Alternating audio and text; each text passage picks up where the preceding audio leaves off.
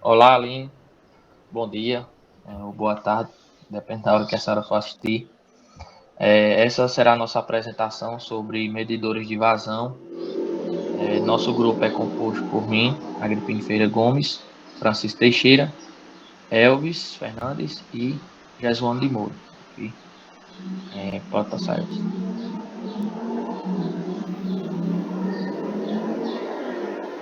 Bem, a gente vai começar a ver esses tópicos aí, né? Os objetivos da nossa apresentação serão o que são medidores de vazão, conhecer os diferentes tipos desses equipamentos, desses medidores, discutir as principais vantagens e desvantagens de cada um deles e também analisar as aplicações de cada tipo, em quais são melhores usados esses medidores. Pode passar. Bem, começando por o que são medidores de vazão. Os medidores de vazão são instrumentos essenciais para medir o fluxo de líquidos, gases, vapor em diversas aplicações industriais, ambientais e científicas. Elas desempenham um papel crucial para garantir o controle, a eficiência, a segurança em processos produtivos e sistemas de distribuição. Bem, hoje em dia, no nosso cotidiano, na nossa vida, não só para indústrias ou processos científicos que a gente depende desses medidores de vazão, né? Mas principalmente no nosso dia a dia, como em nossas casas, que a gente compra a água, né? E é medida pela vazão, a nossa taxa que a gente paga. Existe um tipo de medidor de vazão em todas as casas que necessitam disso, né? Quando se fura, por exemplo, um poço artesiano para você medir a vazão, e você conhecendo algum dos dados, mesmo sem ter o medidor de vazão, dá para a gente conhecer a vazão, né? Então a gente vai, só que foram há muito tempo, foram feitos esses medidores e durante os anos foram melhorando. Pode passar essa. Existem diversos tipos de medidores de vazão, cada um com um princípio de funcionamento distintos e aplicações específicas. A escolha do medidor adequado depende dos fatores como o tipo de fluido, a faixa de vazão, a precisão requerida e o custo. Então, para a gente dizer assim, eu vou usar tal medidor de vazão, a gente tem que analisar esses fatores para escolher o mais adequado, para desde o custo-benefício até sua precisão. Veremos a seguir alguns tipos de medidores de vazão e seus detalhes. Pode passar isso. O primeiro que a gente vai ver são os medidores de vazão de tipo pressão diferencial, né? Um pouco sobre a história dele é que os medidores de pressão diferencial têm raiz no início do século XVIII, quando Daniel Bernoulli desenvolveu os fundamentos da teoria da energia de fluido, resultando no princípio de Bernoulli, no qual a gente conhece bastante, né? Estamos estudando aí para ver se a gente consegue se sair bem na segunda unidade, que é a base para esse tipo de medição. Como é o funcionamento dele? Bem, o funcionamento dele é o medidor diferencial, ele mede a diferença de pressão entre dois pontos, como a gente bem conhece, de uma tubulação onde há um obstáculo, como o tubo de Venturi, uma placa com orifício ou um tubo de Pitot. A diferença de pressão gerada é proporcional à vazão do fluido. Por exemplo, quando a gente tem uma tubulação e tem um obstáculo, esse obstáculo é uma placa com orifício. Quando ela vem aqui na primeira pressão, ela vem em uma determinada pressão e velocidade, né, e vazão. Quando ela vai passar por esse orifício que o diâmetro do tubo ele diminui bruscamente, vai diferenciar a pressão, vai aumentar a pressão no ponto 1, vai ter perca de energia, bastante perca de energia. Aí do outro lado, quando ele passar, vai ter um aumento, uma diminuição de pressão e um aumento de velocidade, né? Então a gente pode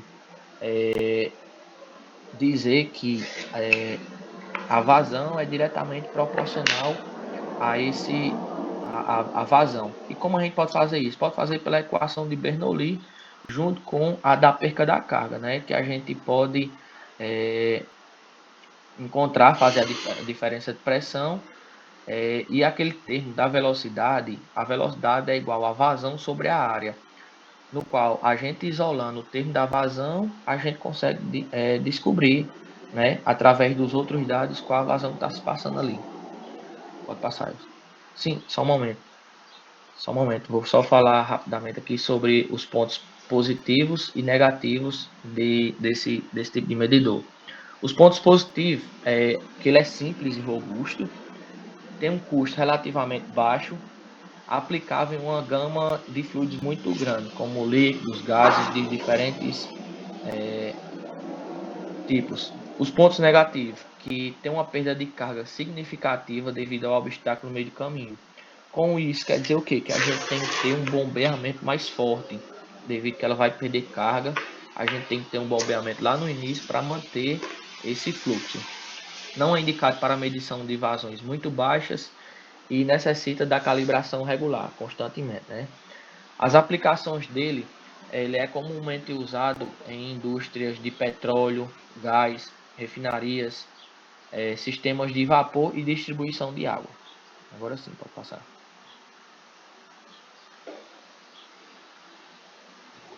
Bem, agora vamos falar um pouco sobre os medidores de vazão eletromagnéticos. A história do processo. Os medidores de vazão eletromagnéticos desenvolvidos no início do século XX, com base nas leis do eletromagnetismo de Faraday. O seu funcionamento, ele utiliza o princípio da indução eletromagnética para medir a vazão de líquidos condutivos.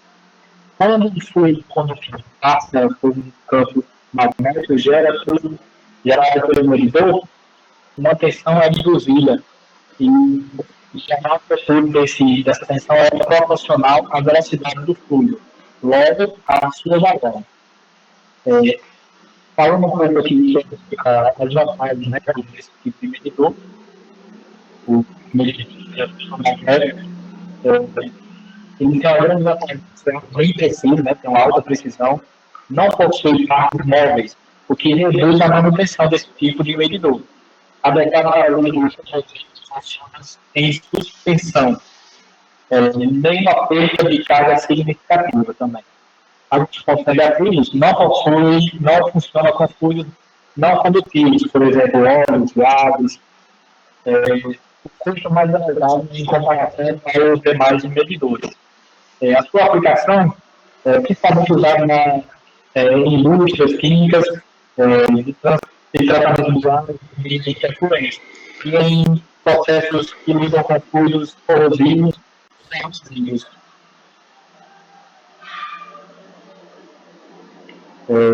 Medidores de vazão ultrassônicos.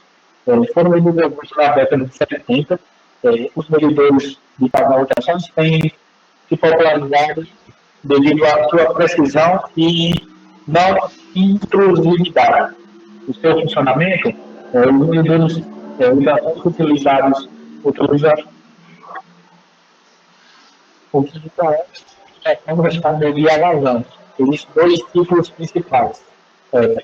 Por tempo de trânsito, por tempo de trânsito e por efeito Doppler. No tipo de tempo de trânsito, além das medidas em direção ao pontos e a diferença de tempo de chegada entre elas é usada no fluido. Já no tipo Doppler, é usado a interação de frequência das ondas refletindo a temperatura do fluido. Também sobre as suas negativos do medidor de vazão ultrassônico não são intrusivos, podem ser instalados exatamente a tubulação, manutenção, adequado para uma ampla gama de fluidos, incluindo líquidos, gases, considerados desse medidor, que a precisão de bolhas, partículas ou variações de temperatura. Requer uma calibração cuidadosa e contínua. Suas aplicações utilizadas principalmente em água, gases, líquidos corrosivos, especialmente quando há necessidade da alimentação sem interrupção do fluido.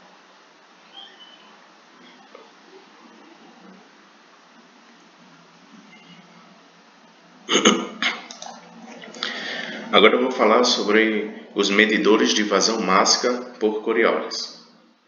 Primeiro, um pouco da história. Os medidores de vazão mássica, baseados no efeito Coriolis, foram desenvolvidos comercialmente a partir da década de 70 e são conhecidos pela alta precisão na medição mássica diretamente. O que seria esse efeito Coriolis? Um bom exemplo disso é o nosso planeta, que possui dois polos, dois referenciais. E se um fluido se move em uma direção, na direção de baixo vai ser no sentido horário e na direção de cima no sentido anti-horário. Bem, esse medidor de vazão mássica por Coriolis, ele vai funcionar de duas formas. Ele tanto pode medir o fluxo pelo tempo, quanto ele pode medir a capacidade de transferência de massa pelo tempo. Ou seja, tanto a vazão mássica quanto a densidade. Como é que isso funciona? Essa introdução do efeito Coriolis é através de dois sensores, um na entrada e outro na saída, que eles vão alternar de formas distintas, ou seja, um no sentido, o outro no outro, ao mesmo tempo. E esse tubo de baixo, que forma o U, ele vai oscilar à medida que o fluxo passa por ele, certo? E o que vai acontecer com essa oscilação? Os sensores vão captar entradas e saídas diferentes. E junto com esses sensores, ele vai funcionar através do tempo e do espaço, que vai ser uma diferença de fase, que indica uma quantidade mássica. E quanto maior a velocidade da vazão, maior a deflexão do tubo. Bem como eu falei, que ele também pode medir a densidade. Como é que ele faz isso? Os sensores vão captar a frequência que o tubo está oscilando. Diferentes fluidos vão gerar diferentes frequências, e diferentes frequências vão gerar diferentes densidades. E com isso você vai poder saber também a densidade do fluido. Agora, quais são os pontos positivos nos medidores de vazão mássica por Coriolis? Eles medem diretamente a vazão mássica, sem precisar de compensações de temperatura e pressão. Tem uma alta precisão e confiabilidade, e ele atende uma ampla variedade de fluidos, sendo líquidos, gases ou fluidos até mais densos. O ponto negativo é que ele tem um alto custo inicial e ele vai ocupar muito espaço, vai ocupar muito volume na área de produção. Nessa imagem a gente está vendo só uma parte, mas pode ter várias e várias e várias dessas partes, que vai melhorar a precisão, mas também vai diminuir a quantidade de espaço. E algumas aplicações. Por se tratar de um equipamento extremamente preciso e que vai abranger uma ampla variedade de fluidos, ele é amplamente utilizado em indústrias químicas, farmacêuticas e de alimentos, que precisam de uma alta precisão e confiabilidade. Então ele é muito bom para isso.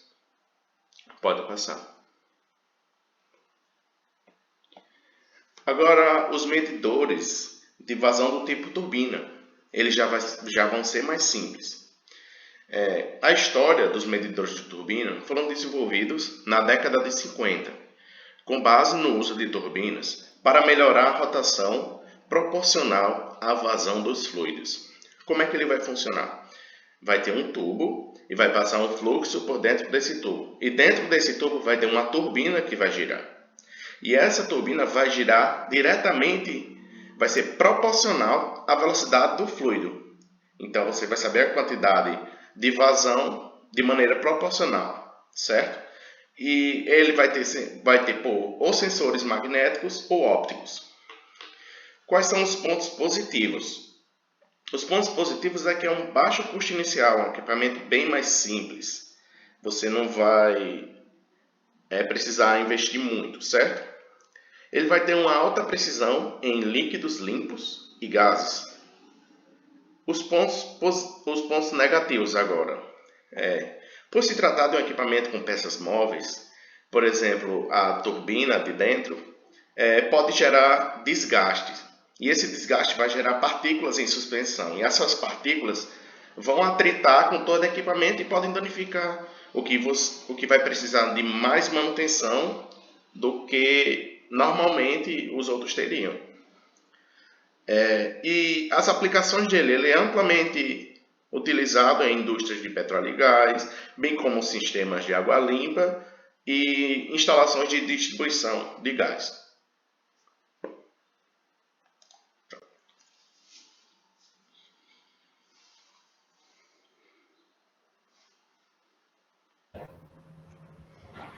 Bom, agora nós vamos falar sobre os medidores de vazão de deslocamento positivo.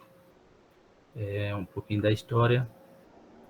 Que os medidores, eles são uma das tecnologias de medições mais antigas, estando em uso há mais de 100 anos.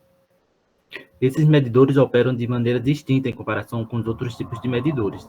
Enquanto muitos medidores, eles utilizam a vazão com base na velocidade do fluido, os medidores de deslocamento positivo funcionam através do deslocamento físico de uma quantidade específica de fluido. Isso ocorre em câmeras de volume fixo que se preenchem e esvaziam alternadamente, conforme o fluido passa pelo medidor. Cada ciclo de enchimento e esvaziamento dessas câmeras corresponde diretamente a uma quantidade medida de fluido, o que permite uma medição precisa de fluido que passou. Esse método torna os medidores de deslocamento positivo extremamente precisos, especialmente em vazões baixas, onde outros medidores podem não ser tão eficazes. Outra vantagem é sua capacidade de lidar com líquidos viscosos, como óleos e combustíveis, garantindo medições precisas, mesmo em fluidos de alta viscosidade. Nos pontos positivos dele, ele tem entre suas principais vantagens o alto nível de precisão, que tem uma margem de erro padrão de 0,5%. Podendo ser ainda mais preciso em versões sob encomenda ou implicações de vazões baixas. Esses medidores também possuem a capacidade de processar uma grande variedade de viscosidade de fluido, desde fluidos extremamente leves, com viscosidades inferiores a 1 centopose, até fluidos muito densos, com viscosidades superiores a 500.000 centopose, como óleos e produtos químicos densos, o que torna amplamente utilizado em setores industriais específicos. Além disso, tem altas capacidades de pressão, sendo adequado para diversas aplicações. Estão disponíveis nas versões eletrônicas e mecânicas, com muita facilidade de encontrar peças de reposição para manutenção. Já nos pontos negativos, apesar de sua robustez, os medidores de deslocamento positivo eles têm suas limitações, né? Eles não podem ser usados em fluidos que contenham partículas grandes, mas uma forma de contornar é fazer uma filtragem antes, né, do fluido, antes de entrar no medidor. E eles também não são indicados em fluidos que contenham grandes quantidades de ar, embora possa usar eliminadores de ar nessas situações. Outro ponto a se considerar é a queda de pressão que esses medidores podem causar, que apesar de ser pequena, tem que ser incluída nos cálculos. Por outro lado, é importante mencionar que os medidores não são adequados para a medição de gases. Além disso, devido à presença de partes móveis, eles vão requerer manutenção regular para evitar os desgastes e garantir o funcionamento aí no longo prazo. Pode passar. Bom, essa foi a nossa apresentação sobre medidores de vazão. Para finalizar, é importante destacar que a escolha do medidor de vazão adequado depende de diversos fatores cruciais, como o tipo de fluido, a precisão necessária, a faixa de operação e o custo-benefício.